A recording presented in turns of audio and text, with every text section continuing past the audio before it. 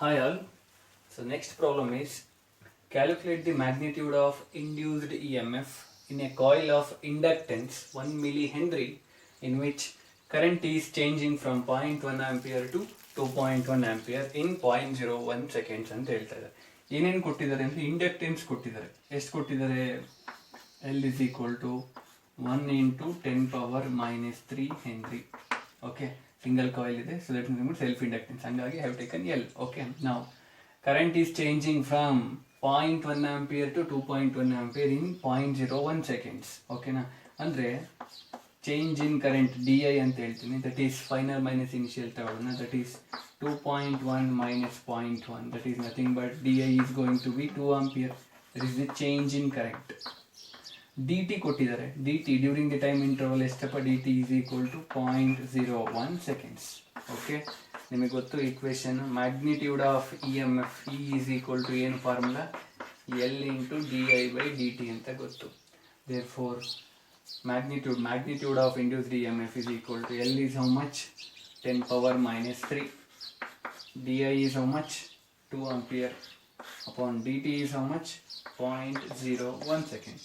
Therefore magnitude of EMF, induced EMF is going to be 0.2 volts. ಎಷ್ಟಾಯಿತು? 0.2 volts. Okay, next problem ಹೋಗೋಣ.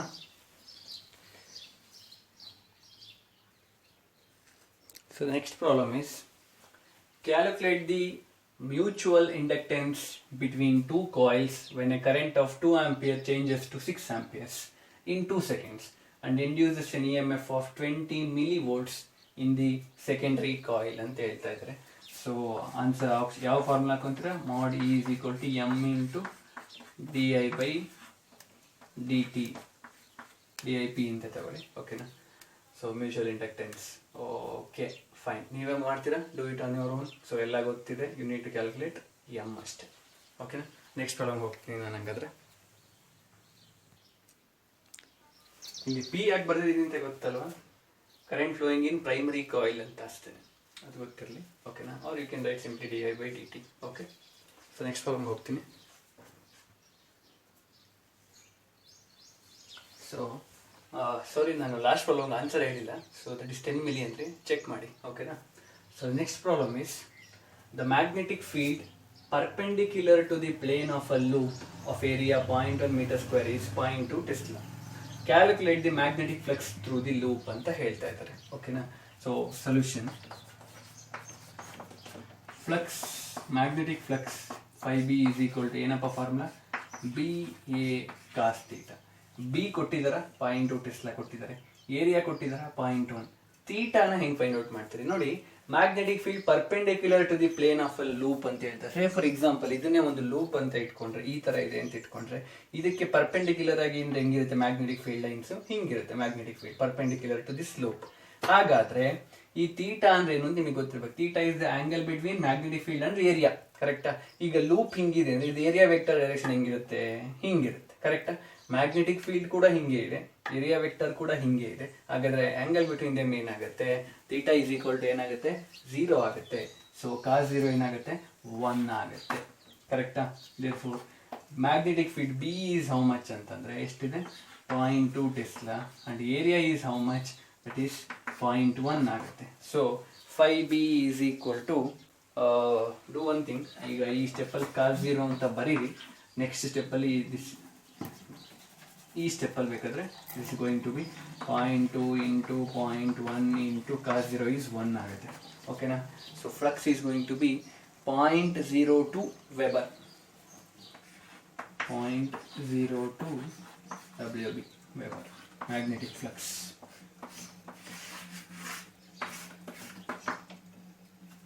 Okay, so next problem ಹೋಗೋಣ.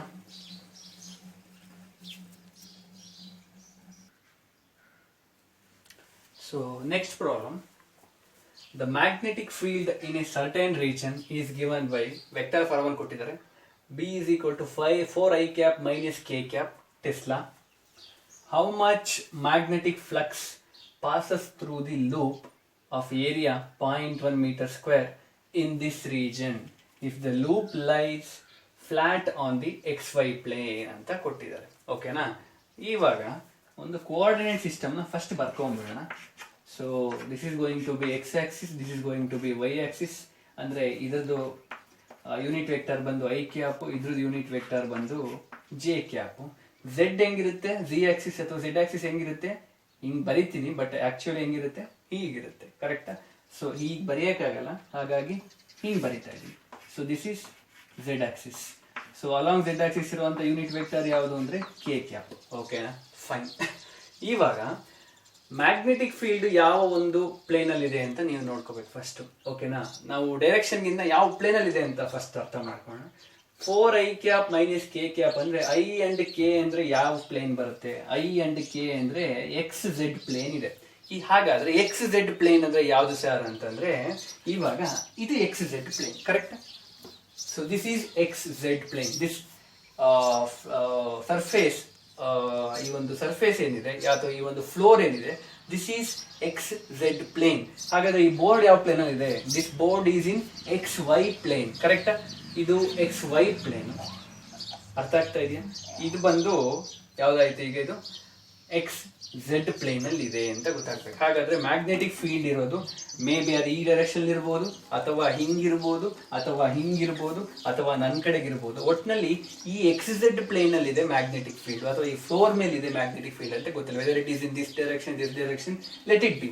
ಓಕೆನಾ, but XZ plane ಅಲ್ಲಿ ಇರೋದ್ರಿಂದ ಹೆಂಗಿದೆ ಅಂದ್ರೆ ಹೀಗಿದೆ ಅಂತ ಗೊತ್ತಾಗ್ಬೇಕು. ಒಟ್ಟಿನಲ್ಲಿ ಈ ಒಂದು ಪ್ಲೇನ್ ಅಲ್ಲಿ ಇದೆ, ಯಾವ ಪ್ಲೇನ್ ಅಲ್ಲಿ ಇದೆ ಅಂತ ಗೊತ್ತಾಗ್ಬೇಕು ಮ್ಯಾಗ್ನೆಟಿಕ್ ಫೀಲ್ಡ್. ಓಕೆನಾ, ಹಾಗಾದ್ರೆ XZ ಪ್ಲೇನ್ ಅಲ್ಲಿ ಏನು ಮ್ಯಾಗ್ನೆಟಿಕ್ ಫೀಲ್ಡ್. ನೆಕ್ಸ್ಟ್ ಏನ್ ಹೇಳ್ತಿದ್ದಾರೆ ಅಂದ್ರೆ ಆ loop of area .1 in this region if the loop lies flat on the XY plane ಅಂತ ಹೇಳ್ತಾರೆ. XY ಪ್ಲೇನ್ ಅಂದ್ರೆ ಯಾವುದು? This board is the XY plane. ಕರೆಕ್ಟಾ? ಹಾಗಾದ್ರೆ ಆ ಒಂದು ಲೂಪ್ ಯಾವ ಪ್ಲೇನ್ ಅಲ್ಲಿ ಇದೆ ಅಂದ್ರೆ XY ಪ್ಲೇನ್ ಅಲ್ಲಿ ಇದೆ. That is exactly perpendicular to the magnetic field. Are you agree with me? ಈಗ ಈ ಬೋರ್ಡ್ ಈ ಒಂದು ಫ್ಲೋರ್ಗೆ ಹೆಂಗಿದೆ? ಪರ್ಪೆಂಡಿಕ್ಯುಲರ್ ಆಗಿದೆ. ಒಪ್ತೀರಾ? ಸೊ ಈ ಬೋರ್ಡ್ ನೀವು ಲೂಪ್ ಅನ್ಕೊಂಡ್ರೆ, ಈ ಫ್ಲೋರ್ನೇ ನೀವು ಮ್ಯಾಗ್ನೆಟಿಕ್ ಫೀಲ್ಡ್ ಅನ್ಕೊಂಡ್ರೆ, what is the angle between them? Angle between this two, this one ಎಷ್ಟಾಗುತ್ತೆ? ಇದು 90 ಡಿಗ್ರಿ ಆಗುತ್ತೆ. ಕರೆಕ್ಟಾ? ಬಟ್ 90 ಡಿಗ್ರಿ ಆದ್ರೂ ಕೂಡ ನಮಗೆ ಬೇಕಾಗಿರೋದೇನು, ನಾವು ಫೈಂಡ್ ಔಟ್ ಮಾಡ್ಬೇಕಾಗಿರೋದು ಏನಪ್ಪಾ ಅಂತಂದ್ರೆ magnetic flux. Flux is equal to dot product of B and A ಅಂತ ಗೊತ್ತು. ಹಾಗಾದ್ರೆ ನಮಗೀಗ ಮ್ಯಾಗ್ನೆಟಿಕ್ ಫೀಲ್ಡ್ ವೆಕ್ಟರ್ ಫಾರ್ಮ್ ಇದೆ. ಹಾಗಾದ್ರೆ ಏರಿಯಾ ಕೂಡ ವೆಕ್ಟರ್ ಫಾರ್ಮ್ ಅಲ್ಲಿ ಇರಬೇಕು. ಬಟ್ ಇಲ್ಲಿ just they have given 0.1 metre square ಅಂತ ಕೊಟ್ಟಿದ್ದಾರೆ. ಹಾಗಾದ್ರೆ ಏರಿಯಾ ಡೈರೆಕ್ಷನ್ ಯಾವ ಕಡೆಗಿದೆ? ಏರಿಯಾ ಅಂತಂದ್ರೆ XY ಪ್ಲೇನ್ ಅಲ್ಲಿ ಇದೆ ಅಂತಂದ್ರೆ ಏರಿಯಾ, ಇದರ ಏರಿಯಾ ವೆಕ್ಟರ್ ಯಾವ ಕಡೆಗಿರುತ್ತೆ? ಹೀಗಿರುತ್ತೆ, along Z axis. Are you agree with me? ಈಗ ಈ ಒಂದು ಬೋರ್ಡ್ಗೆ ಪ್ಲೇನ್ ಬರೆದ್ರೆ, ಸೊ ಹಾಗಾದ್ರೆ ಏರಿಯಾ ವೆಕ್ಟರ್ ಯಾವ ಕಡೆ ಡೈರೆಕ್ಷನ್ ಇದೆ? ಹಿಂಗಿದೆ. ಸೊ ಹಿಂಗಿದ್ರೆ ಇದು Z ಆಕ್ಸಿಸ್. ಹಂಗಾದ್ರೆ Z ಆಕ್ಸಿಸ್ ಇರುವಂತ ಯೂನಿಟ್ ವೆಕ್ಟರ್ ಯಾವುದು? K cap. ಒಪ್ತೀರಾ? R you agree with me?